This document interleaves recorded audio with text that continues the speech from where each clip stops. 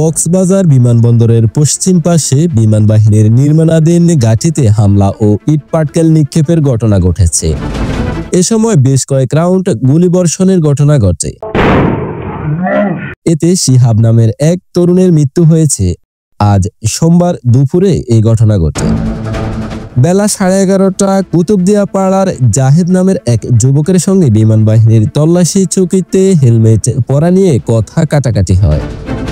পরে জাহেদের আত্মীয় স্বজন ঘটনাস্থলে পৌঁছে বিমান বাহিনীর নির্মাণাধীন ঘাঁটি ও সদস্যদের উপর ইটপাটকেল নিক্ষেপ শুরু করে এবং দাওয়া পাল্টা দেওয়া হয়, যেটি প্রায় আধা ঘন্টা যাবৎ চলমান ছিল। এক পর্যায়ে সেনাবাহিনী গুলি করতে বাধ্য হয়। এতে শিহাব গুলিবিদ্ধ হয়ে সেখানেই মারা যায়।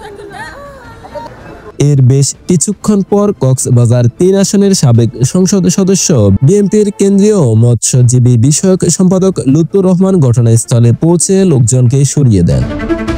তবে এখনও সেখানকার স্থান খুবই ভয়াবহ মনে হওয়ায় ঘটনাস্থলে অতিরিক্ত পুলিশ মোতায়েন করা হয়েছে।